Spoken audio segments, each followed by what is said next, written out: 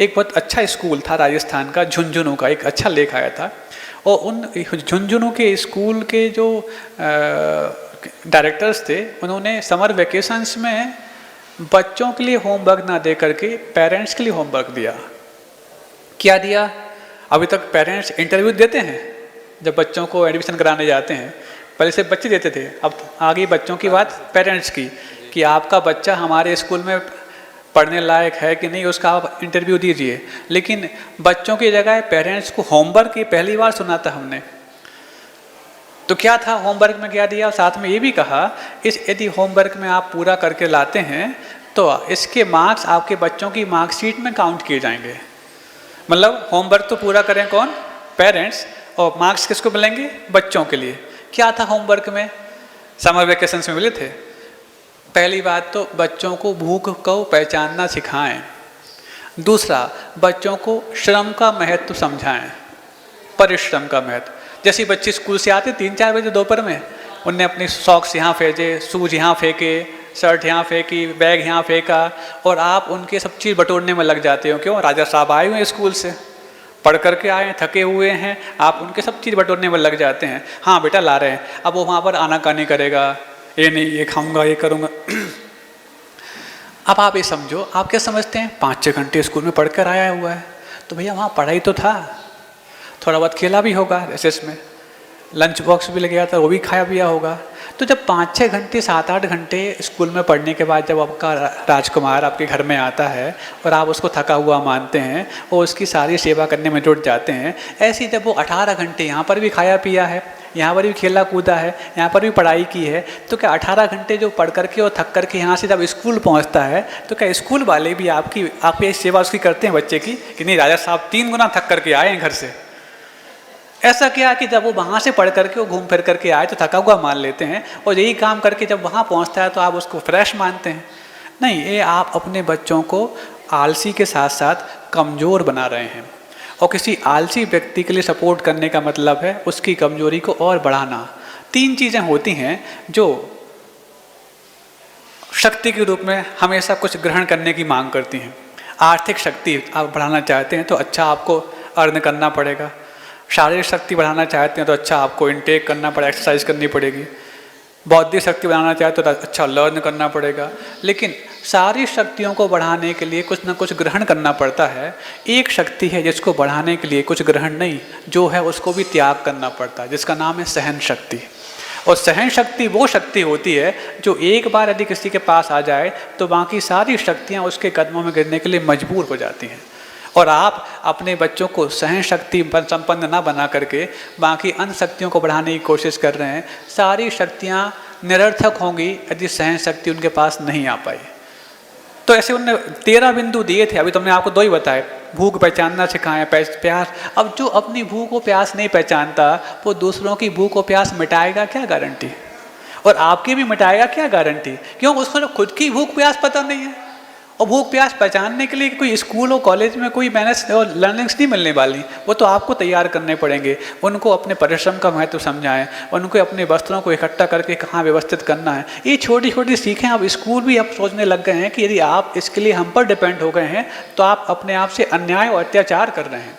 इसको तो आप घर की पाठशाला में ही सिखा सकते हैं। तो यदि आप चीज़ें जो छोटी छोटी चीज़ें होती हैं बच्चों को घर में तैयार करके सिखाते हैं, लॉकडाउन हो, ऑनलाइन तो बहुत हो गया, अब जब घर में तो ऑफलाइन थे ना बच्चे, तो घर में यदि ऑफलाइन रह करके उनको इन मर्यादाओं के बारे में, हैंड वॉश तो खूब सिखा दिया। अरे पहले से अब सिखा दिया, जब कोरोना आया हैंड वॉश कर लो, टच नहीं करो, ये सब कुछ, ये सारी की सारी चीज़ें जैनोलॉजी में शुरुआत से सिखाई जाती थी। क्रिया कोश इतना अच्छा कोरोना से लड़ने का संविधान है, यदि आपने समझ लिया तो कोरोना तो आपके घर में झांकेगा नहीं। लेकिन उस क्रिया कोश को हम क्या मानते थे? अरे क्रियाकांड है।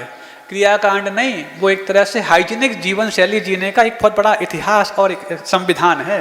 उसको यदि आप समझ लेंगे तो बहुत आगे निकल जाएंगे। ऐसे ही उनके लिए सब चीज़ों के। और दूसरा एक अच्छी बात याद आ गई, अंतिम बात है, और किसी का तो नहीं है प्रश्न? हाँ, कल कर लेंगे बाकी। अच्छा ये बताओ,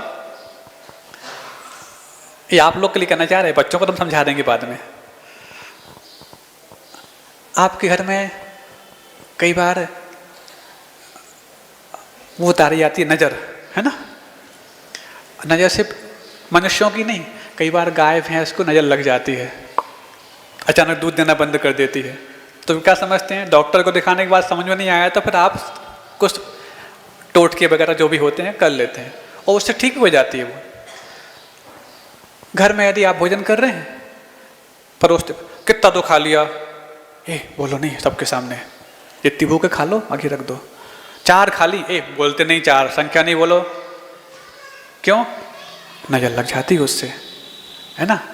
अब यदि मान लो बच्चे स्कूल में टिफिन लेके जा रहे हैं, आप लोग ही घर की बात बता रहे हैं हम, टिफिन लेके आज कुछ अच्छा रखा हमने टिफिन में लंच बॉक्स में, तो बोले बेटा सबके सामने नहीं खाना इसको, क्यों, नहीं थोड़ी सी अच्छी चीज़ बनाई है, हलवा बनाया है, सबके सामने खाएंगे तो नजर लग जाती है उसको। होता नहीं होता ऐसा, हाँ। अब आप आज भले नहीं होता हो, लेकिन पहले तो होता था। आज हलवा नहीं, आज तो वो आते हैं सब पिज्ज़ा ये भेजते हो, तो इनको क्या नजर लगेगी ये तो आपके ऊपर लगे हुए हैं। तो यदि कुछ अच्छी स्पाइस, मतलब कहना चाहिए मूल्यवान वस्तु बना के रखी है, सबके सामने देना हो तो दे देना, लेकिन सबके सामने खाना नहीं, नजर लग जाती है। ऐसा पहले माता पिता अपने बच्चों को सिखाते थे। नज़र वस्तु तो कोई मिथ्या तो नहीं है, नज़र का मतलब नेगेटिव टेलीपैथी, मतलब उसकी जो नीयत अथवा उसकी जो नकारात्मक संप्रेषण है वो यदि आपको लग जाएगा तो आपको व्यवधान पैदा करेगा, इतना ही है। अब उसके लिए ठीक ठाक करने को यदि आप मिथ्यात्व की ओर जाएं वो गलत है। एक विज्ञान है। नकारात्मक कई बार क्या होता है, माँ की नज़र बच्चों को लग जाती है तो क्या करती है वो, पलायन लेती। क्या है ये कुछ नहीं है, जो हमने अति लाड़ प्यार उस बच्चे से कर लिया था तो अपनी नज़र जो बच्चों को लग गई थी अब वो उसको वापस रोल बैक कर रही है। इसी का नाम पलायन लेना है, नज़र उतारना है। मतलब नकारात्मक संप्रेषण को सकारात्मक संप्रेषण के रूप में तब्दील करने का नाम नज़र उतारना है, इतना ही है। अब देखना, जब आप अपना स्वयं का भोजन गिनते हो नज़र लग जाती है, दूसरा गिने कई बार। हाँ, बहुत अच्छी बात, आप लोगों के घरों में भोजन बनाना किसी को भी कितना भी अच्छा आता हो, लेकिन परोसना नहीं आता तो उसको परोसने का डिपार्टमेंट नहीं सौंपते। परोसने वाला तो वो हो जिसके परोसने पर व्यक्ति 2 की जगह 4 खा सके, है ना।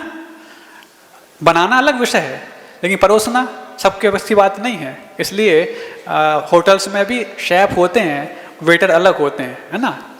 तो परोसने की एक कला होती है, ये सब कलाएं होती हैं। अब इसको आधार बनाकर हम एक अच्छी बात करना चाह रहे हैं। आपके घर में कोई ऐसा व्यक्ति जो गैर है, उसको परोसने का काम कब नहीं सौंपा जाता, क्यों, वहाँ पर भोजन नहीं परोसा जा रहा है, वहाँ पर भाव परोसे जा रहे हैं। भोजन के माध्यम शरीर नहीं चलता, भावों के संप्रेषण के माध्यम से उसके शरीर का विकास होता है। कोई बच्चा बहुत प्रसन्न चित्त होकर खाता है, 2 रोटी भी खाए तो अच्छा तंदुरुस्त रहता है, और कोई है रोता रोता अनमना ढंग से करके चिड़चिड़ापन करके खाता है, 10 भी खाए तो लगता नहीं शरीर को उसको, क्यों, यहाँ पर भोजन काम नहीं आ रहा, यहाँ पर भाव काम आ रहे हैं। अब देखो, इसको आधार बना के हम बात करना चाह रहे हैं, जो आपके प्रश्न का उत्तर आने वाला है इसमें। आप स्वयं अपना भोजन गिने नज़र लग जाती है, दूसरा गिने नज़र लग जाती है, गैर कोई व्यक्ति जिसके पास नकारात्मक संप्रेषण है तो नज़र लगी जाती है।